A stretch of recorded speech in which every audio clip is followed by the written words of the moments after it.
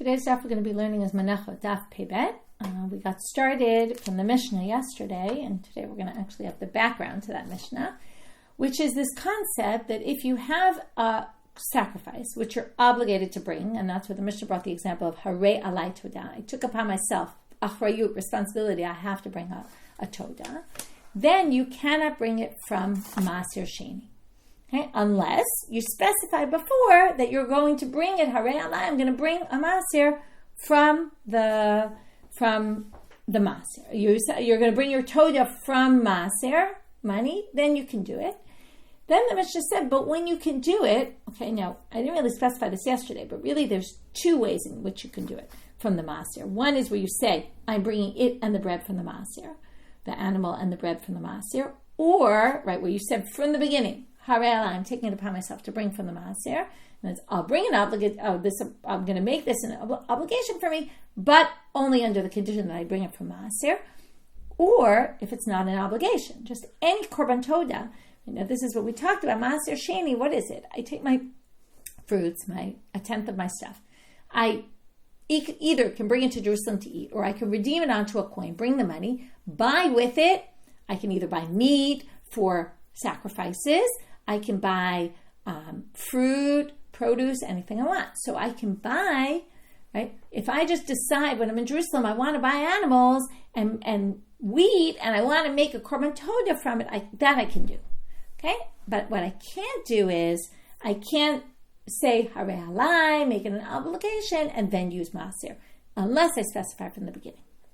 So now we had when you can bring from Maaser, and this is why I wanted to say so, because this last line of the Mishnah that says lo yavi michitei Maaser sheni ela mimo Maaser sheni, you can't use grains of Maaser sheni that I brought from home. You can only bring money and buy it with your Maaser Sheni money. You can buy grains for this korban, is either one of those two cases when I can bring it from the Maaser, either because it wasn't a davar shebechovah, it wasn't an obligation I took upon myself, or because when I took upon the obligation, I said I'm doing it with Maaser.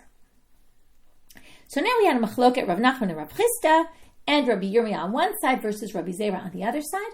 When it says money from Maaser Sheni, and what I can't do is I can't bring it from my house. What if I was in Jerusalem, I bought grains, and now with my Maaser Sheni money, and now I want to use them for this korban todah. Am I allowed to do that? Is that what the Mishnah is saying I can't do or not?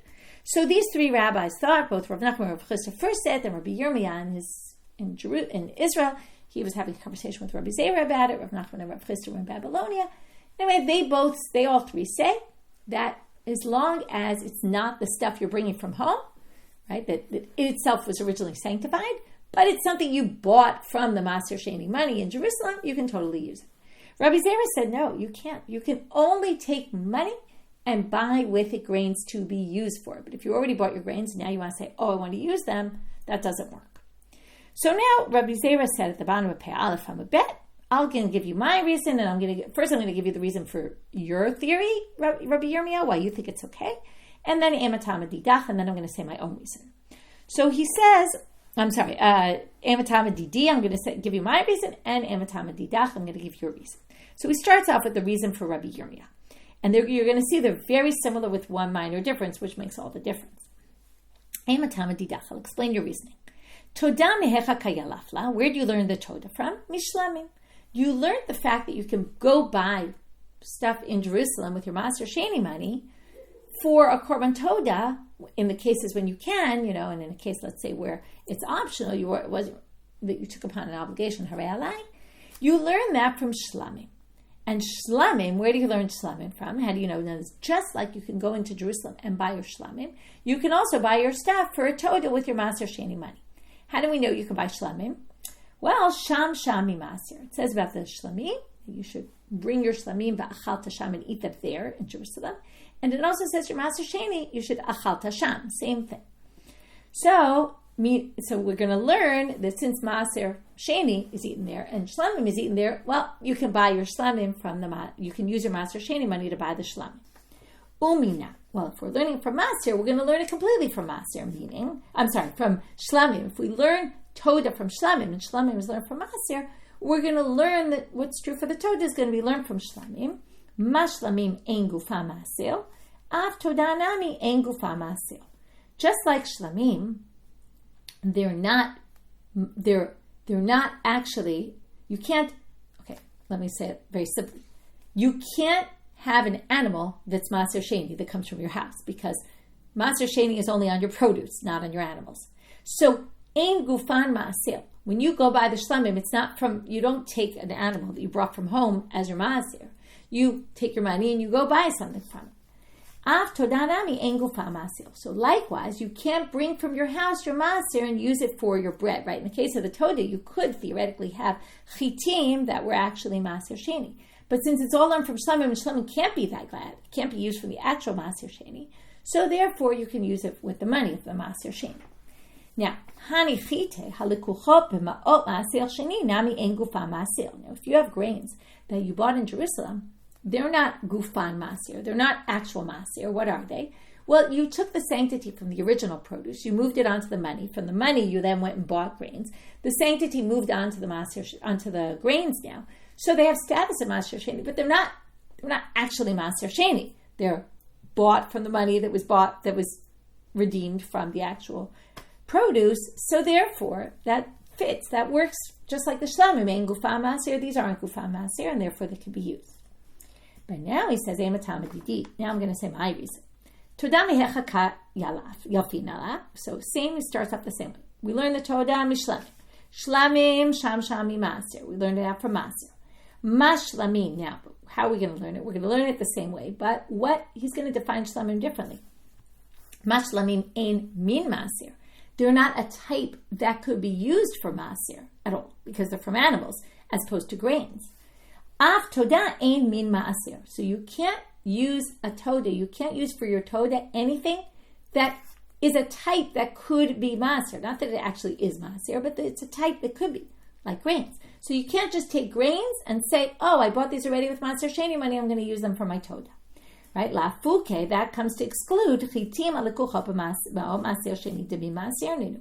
But if you buy grains in Jerusalem from your Maaser Sheni money, now these could have been a type that you could have brought from home, and therefore they're excluded from the halacha, and you cannot use them.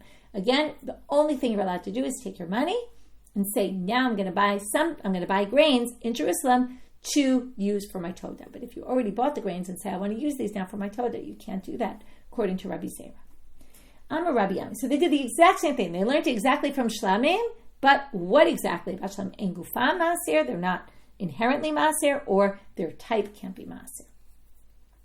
I'm a Rabbi Ami. Now comes the second topic of today. So the first topic was this machloket about grains that you already bought with Maaser Sheni money, can use them for your Toda or not. Second topic is Rabbi Ami says, Hamatpis ma'ol Maaser Sheni l'shlamim lo kanu shlamim.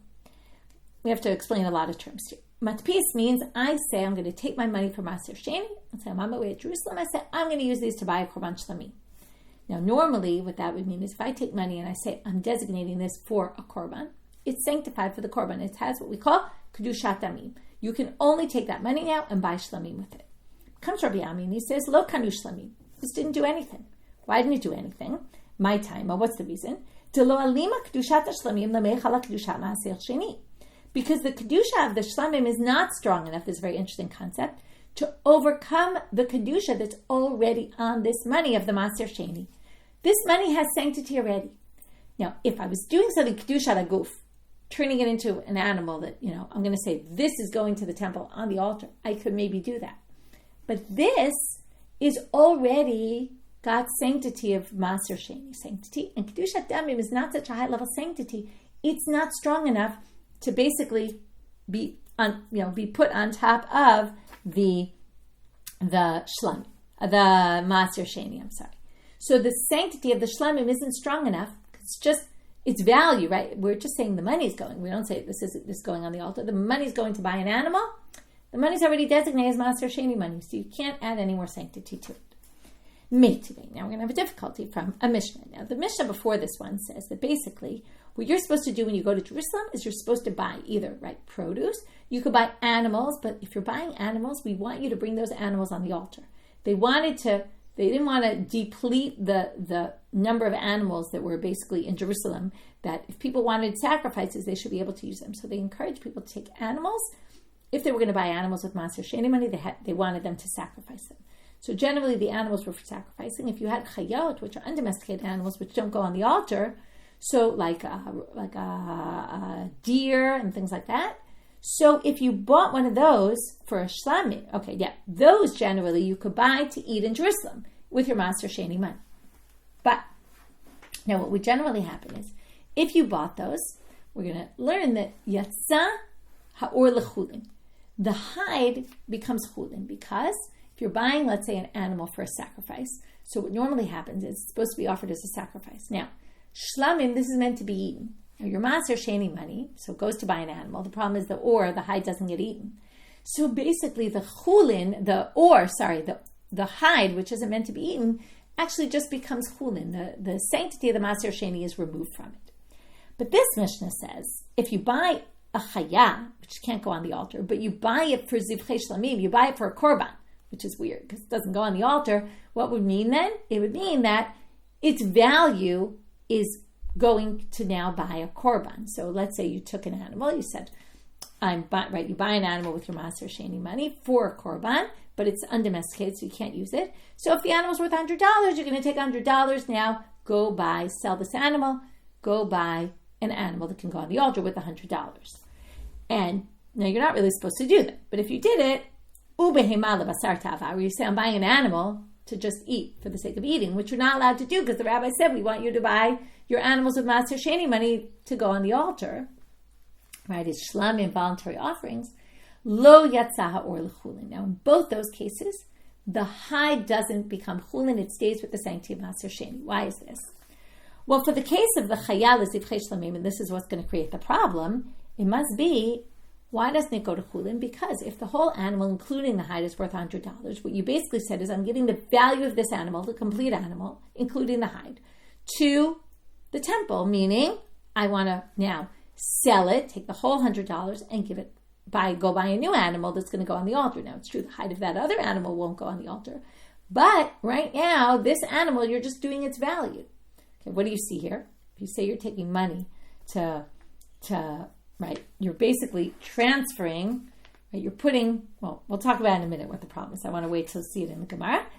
The behemah basar tava, if you buy an animal for basar tava, the reason why we're not going to let the or go to chulin is because we didn't want you to do that in the first place. It was supposed to be all for, sacrifices, and they penalize you basically. So now they're going to say, lav lamemra dekane shlamim. Now what do you see here? If I bought this animal with Maser Sheni, what does it mean? It means the animal now has Maser Sheni sanctity to it. Now, if we say that the shlamim sanctity can go on top of the Maser Sheni sanctity, then we could say this also has sanctity of shlamim, and that's why the or doesn't go to chulin, because like I said, this now is kedushat damim of a shlamim. You have to sell it and give it to the temple, right? Go buy an animal that can go on the altar. And that goes against what we said. Because once it's Maser Sheni, it shouldn't be able to have sanctity of shlamim. That shouldn't be enough to give it sanctity of its value. Shouldn't be sanctified for the shlamim. Only the Maser Sheni part. So they say, no, you misunderstood the case entirely. Okay, not entirely, but you misunderstood why yatzaha or lechulin in that case. Ha'it marla, wasn't it said about that? Amarav lo kani shlamim. Okay, so first of all, it can't possibly be that it has the sanctity of a shlamim. So everything I told you, which is when you buy this chaya for a shlamim, it's going to be treated like a shlamim. You're going to have to sell the animal and buy a shlamim with it. Completely not true. Umay lo yatzaha or lechulin. Well, it's completely not true. Then what does it mean, lo yatzaha or lechulin? To which they say, haki kamar. Eino b'torah latzeta or lechulin. My taima amarabba naseh kelokach shor lecharisha. Okay, we'll get to that in a minute. But what they're basically saying is, you did nothing. You did absolutely nothing. This action has no bearing, which actually fits with what Rabbi Yami said. If you take money and say, Maser Sheni money, I'm going to buy an animal with it. In this case, you actually bought an animal with it, but it wasn't an animal. If you actually bought an animal that could go on the altar, it would go on the altar. And then what would happen? The hide would become chulin. Because remember, that's what we said in the basic case. But since it's a non-domesticated animal, and you can't put it on the altar, you actually did nothing. Because the only thing you'd be able to do, remember, if it's kedushat aguf, if it's an animal that could go on the altar, so the kedushat aguf can be stronger, and that's much more inherent sanctity than the kedusha of Maser Sheni. So that would work. But if you're taking an animal that's undomesticated that can't go on the altar, then all you're doing is damim. Kedushat damim is not strong enough. And then what it's telling you is, well, the halacha that if it were an animal, it would go the chulin because it would actually be a shlamim, and then it's only the parts you can eat, and the or is going to become chulin. That's only when it's actually working. When it's not working at all, when you've done nothing, well then the or obviously is going to go to chulin because you've done nothing. There's no kedusha to any part of the animal, right? It's got the sanctity of Maser Sheni, and that's why the or is not chulin, because the whole thing's Maser Sheni, but it doesn't have any sanctity of a korban because you did a totally ineffectual act. Okay, it has no effect on anything. Okay, now why does this have no effect really? Now the Rabbi explains. Because what are you allowed to do? You're allowed to basically buy food, animals, right? All that stuff that you can bring as a shlamim, right? You're not allowed to buy animal sacrifices that get burned on the altar. You're allowed to buy animal sacrifices that you can eat because Maser Sheni is meant for you to eat it in Jerusalem. Well, what if I buy an ox for plowing with my Maser Sheni money? I can't do that. And not only can I not do it, but it has no effect. And what does it mean it has no effect? It means if I take my Maser Sheni money and I buy something with it, what normally happens is the sanctity moves from the money onto the object. In this case, the sanctity stays on the money. And I basically did nothing. And as I didn't remove the Maser Sheni because there was nowhere for it to go. Because you can't move Maser Sheni onto something that's not relevant for it. So what's not relevant? A shore for plowing is not relevant. And an undomesticated animal for a korban is not a relevant act. Because again, that goes perfectly now with what Rabbi Ami said. If you say you designate money for Maser Sheni, for a korban, nothing happens. Again, it happens if you actually buy it, but only if you buy an animal that could go on the altar. This animal couldn't, so nothing happened. Okay, Itmar. Now we're going to see, though, there's a machloket about this topic. Hamat pismo Maser Sheni l'shlamim. What Rabbi Ami said. Rabbi Yochanan Amar Kani. He says it actually works. Your money has sanctity to it. Kedushat damim. Its value is sanctified. Rabbi Elazar Amar Lo Kani. So he says just like Rabbi Ami, but Rabbi Yochanan has this different opinion. So now we're going to explain the machloket. Aliba de Rabbi Yehuda da Amar Maser Mamon Hedyotu. It's machloket Rabbi Yehuda Rabbi Meir. Is Maser Sheni? Is it basically my own money? Just I have to bring it and eat it in Jerusalem? Or is it really sanctified? Like Mamon Gavor, we're going to call it, like God's money, and I just, I bring it to Jerusalem and I'm allowed to eat from it, but it really belongs to God. So you're going to see why this is relevant. So Aliba de Rabbi Yehuda, if you say like Rabbi Yehuda, the Maser is Mamon Hedyot, then it doesn't have any sanctity to it. Well then, let's go back to our sugya. Everyone would agree that it's koneh. I say I'm putting this money, right, and I'm going to buy an animal with it. It's like taking any unsanctified money and saying I'm buying an animal, the sanctity coat. Remember, the whole problem was, if it's already sanctified Maser Sheni, you can't bring this other sanctity that's kind of the same level. It won't overpower it. But if it's got no sanctity to it, then of course you say I'm bringing it as a sacrifice. It'll work. But they disagree within Rabbi Meir. Rabbi Meir said Maaser is really belonging to God. It is sanctified. So Mandamar lo kani ki Rabbi Meir. If you hold like, right, you say it's not koneh, like Rabbi Ami that we saw before, and Rabbi Elazar who now said it. So you hold like Rabbi Meir. Basically, simply, this has kedusha. You can't add any more kedusha to it. It's not strong enough, the kedusha of the value. Umandamar kane, which is Rabbi Yehuda, Rabbi Yochanan can say, Kevan de Maaser should be karev le shlamim. Since Maaser can be sacrificed as a shlamim, ki mitpas leinami tafis. Well, since Maser Sheni money, one of its possible designations, the route you could take with it is to buy shlamim. So then we basically say then, if you designate it for shlamim, then since it's anyway, that's a possible route for it, then it immediately, the sanctity kicks in. Now we're going to ask a difficulty, Meitive on Rabbi Elazar. Meitive, hamat pismo Maser Sheni l'shlamim, kashu pogan, v'sifas alehem shnei chumshin, chad lehekdesh, chad lemaser. When you redeem things, like you take your Maser Sheni money and you put it on shlamim, you say this is going to go for a korban shlamim. So when you redeem it now and buy the korban shlamim, you have to add 2 extra fifths. Okay, normally you have to add a fifth when you redeem your Maser Sheni produce into money. Okay, you take a little bit more than the money. Okay, a fifth. Here you have to take 2 fifths, one for hekdesh and one for Maser, because it's got 2 sanctities to it. What do you see here? The sanctity of the kedushat damim is there. Okay. So they say, oh, don't worry about that source. That source isn't according to everybody. That source, Hamani Rabbi Yehuda. You could just simply say that source is Rabbi Yehuda, who says it's Mamon Hedyot. It doesn't have sanctity, and that's why the sanctity of the Shlamim work. It doesn't mean Rabbi Meir is going to agree with that. So that's really not a difficulty. Okay, that ends that section. I'll just review this section instead of at the end of the daf. I'll review it now because we're going to close this topic and move on. It's a topic that relates, but it's a completely different sugya. So what we had so far was we talked about the chitim ma'aser sheni that were bought with the money. Can you use them for the toda or not? We said in the end it's a machloket between Rabbi Zera and Rabbi Yirmiyah, and also Rav Chisda and Rav Nachman, who hold like Rabbi Yirmiyah, who think it can be done, and Rabbi Zera says no. And basically, it bottom line, according to Rabbi Zera, anyway, they both learn it in the same way. It's all learned out from the Shlamim, which is learned out from the Maaser, Frayik Zera Shavah. And since we learn Toda from Shlamim, it has to be like Shlamim. The question is, in what way, and therefore, would that be included or not included? Then we went to this other sugya about the different opinions about whether I take my ma'om aser sheni, can I put sanctity on it by saying I'm going to buy an animal with this? And we had some difficulties raised on the different opinions. And with that, we're moving on to the next Mishnah, which is really a prerequisite to understanding the previous Mishnah. Minayin la'omer harei alai toda shelo yavi ela min hachulin. How do you know if you say harei alai toda? It's basically saying, okay, the last Mishnah, premise of the last Mishnah, what's it based on? If you say, I'm accepting upon myself as an obligation to bring a toda, how do I know that I can't bring it from Maaser Sheni? It has to be only from Chulin. Talmud Lamal, V'zavachta Pesach, okay, Pesach today, nice to be discussing this. You bring the Korban Pesach L'Hashem Elokecha Tzon Ubakar. It's a very weird pasuk. You don't really bring a Korban Pesach Tzon Ubakar, you bring it from Tzon, from the sheep and the goats. You don't bring it from Bakar, which is cattle. Halo Pesach Eim Ba'ela Min HaKvasim U'Min HaEzim. It comes only from sheep and goats. It's coming to teach you a hekesh, a juxtaposition of two things. Anything that comes from the sheep or from the goats. Anything that comes from the sheep and from the cattle, meaning other sacrifices, are like a Pesach. In what way? Ma Pesach davar shebechovah. Now Pesach is an obligation, that's for sure. Right? We all have to bring the Korban Pesach. And we know that it only comes from chulin. Now, they take this as a given. The Gemara is going to have a big question, how do we know this? But we'll wait to get to that.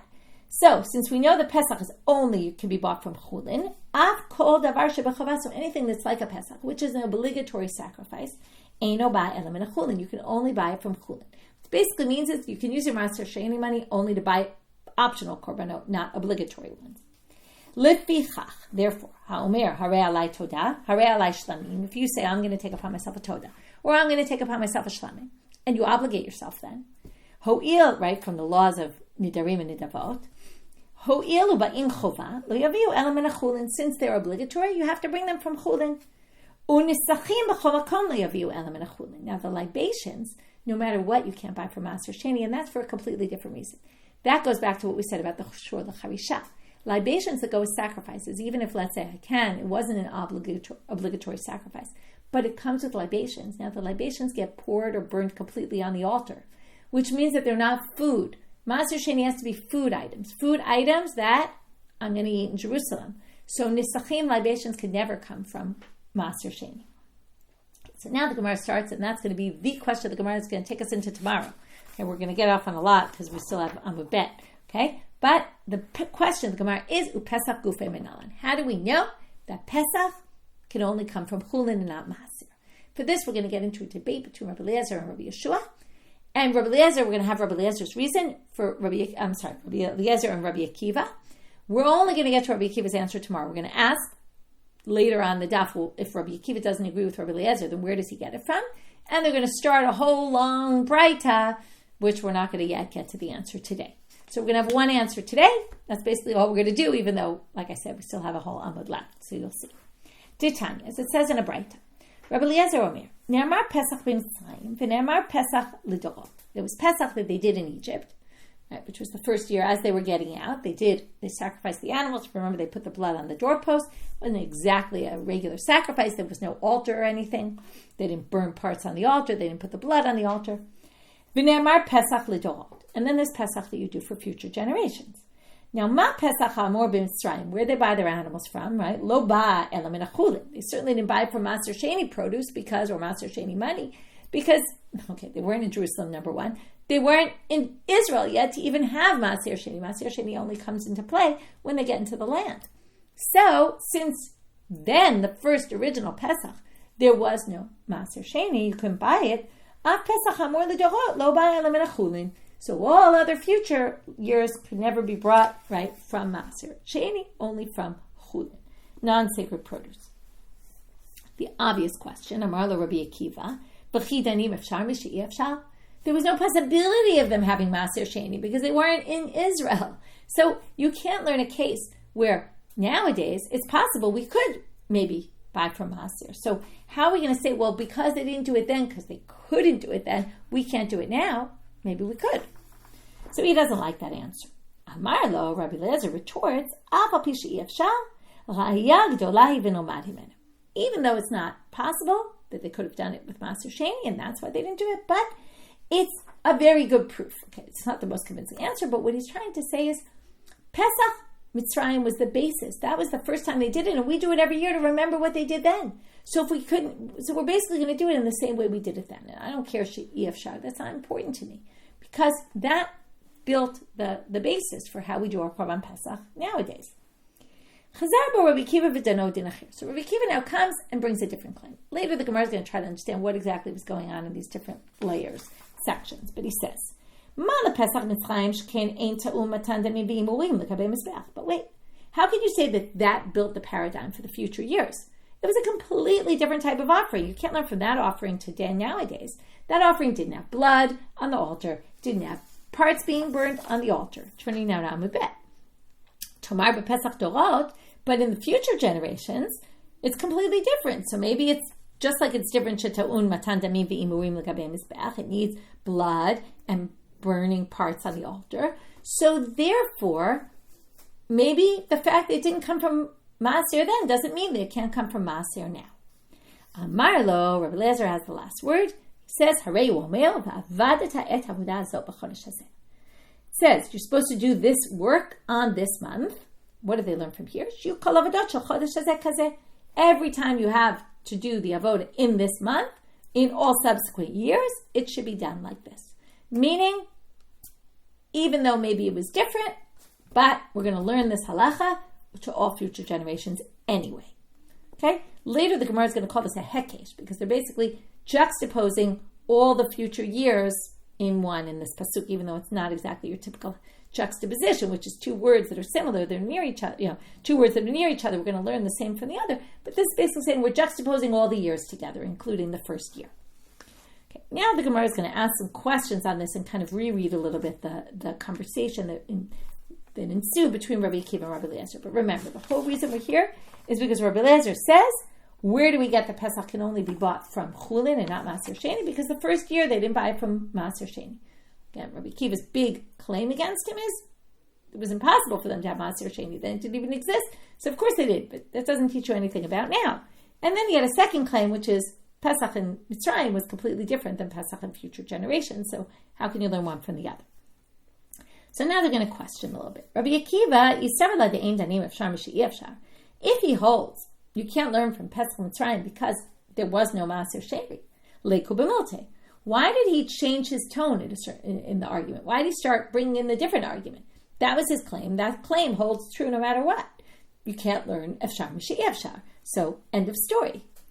Well, if he changed his mind about it, V'hai delo gamar mi Pesach Mitzrayim mishum hai pirchahu. Maybe he changed his mind about Mishi Efshar. And then, the fact that he's not going to learn mi Pesach Mitzrayim, right, and that's his question, maybe what caused him to bring the second stage of his argument, which is, well, it's completely different.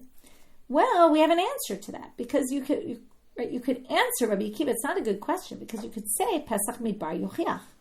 But in the desert, they did do blood and imurim on the altar. So therefore, why don't you say we can? And they definitely didn't do it for Maser Sheni because there was no Maser Sheni. So if he really changed his mind and he said, well, maybe you can be Efshar Mishi Efshar, then he could have learned from the desert And his second claim is irrelevant then, because, okay, you're not going to learn from Pesach Mitzrayim, you could learn it from future generations, from the desert to future generations, where they actually did the same korban that we do nowadays. So, or that we did then, right, in the first temple period, second temple period. So, or even just, the Mishkan, okay, once they were in Israel. So, theoretically, you really could have learned it from there. And then Rabbi Akiva really has no claim. So, that doesn't really make sense, because Rabbi Akiva does seem to have an argument, and in the end, Rabbi Eliezer answers from a different place. So, something doesn't really work here. To which they say, it must be that what he's saying is this. He starts off with his argument. You can't do Efshar Mishi Efshar. It's impossible that they could have done Maser Sheni, and that's why they didn't. But that doesn't teach you anything for the future. What about his second claim? Well, it's different the way they did in the desert, in Mitzrayim, in Egypt, than they did it later in Israel. Well, Lidvarav de Rabbi Eliezer Kamar. That statement was said according to Rabbi Eliezer, meaning, according to you, I don't think that Danim Efshar Mishi Efshar. But according to you, who thinks you can, Lididi ain't Danim Efshar Mishi Efshar. For me, I don't. Lididavta Amar Danim Efshar Mishi Efshar. But according to you, you think you can, I still have a claim within your logic, which is Mala Pesach Mitzrayim Shkenein Te'um Matan Damim V'imurim L'Gabei Mizbeach Tomar BePesach Torot She'Te'um Matan Damim V'imurim L'Gabei Mizbeach. So I would say to you, but still, even in your theory, that you could learn something that was impossible from something that's possible from something that was impossible. But how could you learn Pesach in the future from Pesach Mitzrayim when it was so completely different? Now, Va'amar le Rabbi Eliezer va'avadata. That's where Rabbi Eliezer comes and brings in the avadata pasuk. Okay, according to me, who I think you can learn from something that's that was impossible, and learn to there from when it is possible. And you're right, they're different, but there's this pasuk that says we're going to learn to do like this anyway in future generations. And from that, he gets again back to his theory. That's why I think we learn from here that if, again, this was all to teach you that just like they didn't buy the Pesach from Maser Sheni in the desert, you can't do it in the future either. Now we have a problem though, which is, once we already started saying, well, there was a counterclaim to Rabbi Akiva's second argument, and it wasn't really v'avadata, it was a better claim, which is, okay, you want to say Pesach Mitzrayim was different, and that's why we don't learn from there, but Pesach in the desert also wasn't from the Maser, and was exactly like the later years. So Rabbi Eliezer, why didn't he say, I'll prove you wrong from Pesach in the desert? Well, now we're going to reread Rabbi Eliezer. He's saying, okay, they were each talking according to you. Okay, so Lidvarav de Rabbi Akiva ka'amrle. He was really talking according to Rabbi Akiva. He says, Lididi, according to me, Danim Efshar Mishi Efshar. I have no problem learning something from something that was impossible, right? We can learn now when it is possible to buy from Maser from a case when it was impossible. And the fact that they didn't do it then, they still don't do it today. Umishum hai pircha, Pesach midbar yochiach. And, right, and what's the thing? I could tell you, you want to have mishum hai pircha. You have some problem with it though, but the Pesach in Mitzrayim was completely different. Now we're adding words here. I could tell you Pesach midbar yochiach, okay? I have no problem with that claim of yours. The second claim of yours and the first claim of yours I disagree with. The second claim of yours, if you want to stick with your claim and then claim, well, it's different, well, Pesach Midbar shows it wasn't different because Pesach in the desert, no Maaser, and yet, right? And yet, they still, right? L'didi, Danim Efshar, right, sorry. This is still according to, sorry, one second. The first part is still according to Rabbi Eliezer. He says, according to me, I think you can learn from a case where it was impossible. So I'm going to explain to you, in the desert, where they did it the exact same way, again, counterclaim to Rabbi Akiva's second argument. You say in Mitzrayim it was different, but in the desert it wasn't different. And in the desert, they didn't have Maaser. Again, it was impossible for them to have had. But from there you learn to future, because again, this is all within Rabbi Eliezer. He thinks you can learn Misha Yefshar from a case when it's impossible.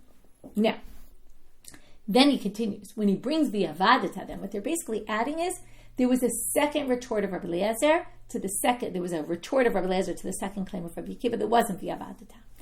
The Avadata came after that, which was, we add this extra level. L'didach, but according to you, who say, De'ein danim efshar mishi efshar, that you can't learn Pesach, right? You can't learn from the desert even to now, because in the desert there was no possibility for Maaser Sheni. Well, I'll give you a claim to that, which is Va'avadata. That pasuk claims we can learn all the way back to Pesach in Egypt. Now, okay, and that's how we read Rabbi Eliezer. So each one had a line. Here we kind of added a line of Rabbi Eliezer, but where they were talking according to you. Now, Hashanami Lifrach. Now, why didn't Rabbi Akiva just say, yeah, but I still don't think you learn Efshar Mishi Efshar. Why is the V'avadata such a clear-cut claim that Rabbi Akiva can't argue against? Rav Sheshet says you can conclude from here. Zot omeret, this shows you that Eimashivin al-Hekesh. Told you they were going to call that pasuk a Hekesh. You can't argue against a Hekesh. Hekesh is a very strong kind of limud. This whole debate why it is exactly. Some people say it's because you can't make them up on your own. You only get it by tradition. Others say, no, that's not true. That's only true for Gzera Shava. Where'd you get that from? Anyway, there's a bit of a debate why this is, but let's just take it as a basis that you can't argue against Hekeshim, and that's why Rabbi Akiva had no argument there. That kind of won the argument. Ubit Tarbitzam, where in the Beit Midrash they asked a different question here, which is, what was this whole thing about? Where do we learn Pesach from? And the answer is from this Hekesh of Avadata, right? And we get it from, we're going to compare Pesach Dorot to Pesach Mitzrayim to Pesach in the future.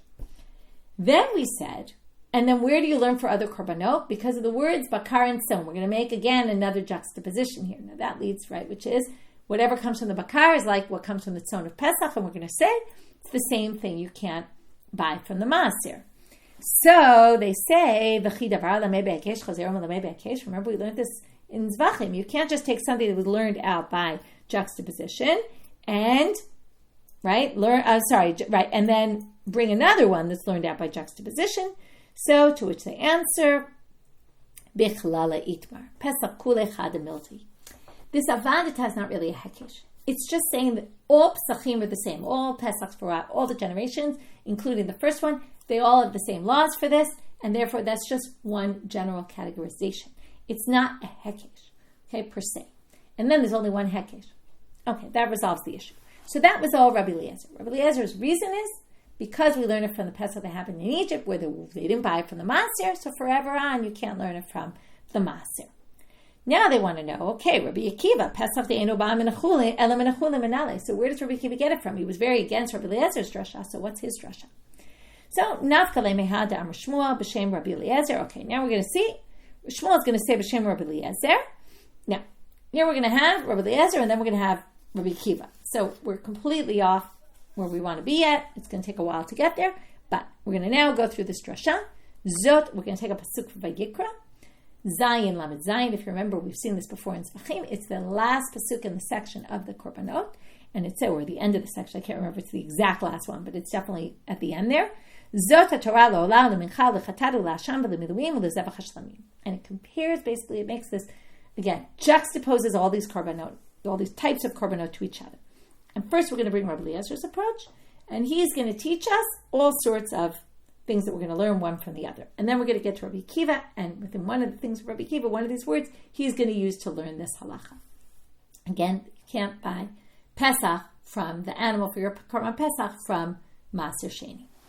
So, again, completely off topic now, Ola. According to Rabbi Eliezer, okay, that Shmuel quotes, I'm a Shmuel Mishum Rabbi Eliezer, Ola Gufa, and we learned this all in Zvachim. Ola. What does the word Ola teach you? Ma Ola Tuna Kli, Av Kol Ta'un Kli. Just like Ola needs a vessel, all other sacrifices need a vessel. We're basically going to say each one teaches you something about other sacrifices as well. So, Mahi, what kind of vessel? Now, Ilema Mizrak, if you're talking about the bowl that you put the blood in, because in Matan Torah, when they brought sacrifices, it says they brought a load, and they put them in aganot, in bowls. But, also public shlamim offerings, peace offerings, that were tziburi ones for the community, also it says you put in aganot, because at Matan Torah, they brought olot, and they brought shlamim. So, you can't say we're learning from Ola to all the others, because it also appears by shlamim. Elas sakim. They must be talking about the vessel you need is a knife. The Ola Gufa Minala. Now, how do you know you need a knife for a Korban Ola? They're going to learn it from an interesting place, from Akedat Yitzchak, the binding of Isaac. Dichtiv, Vayishlach Avraham Yado, Vayikach et ha'ma'achelet lishchot et beno. He he takes his hand, and he picks up the knife to slaughter his son. The Hatam Olehu, and we know it was an Ola Dichtiv, Vayaleu Ola Tachat beno. He takes the ram, and he offers it in place of his son, and he offers it as an Ola, it says.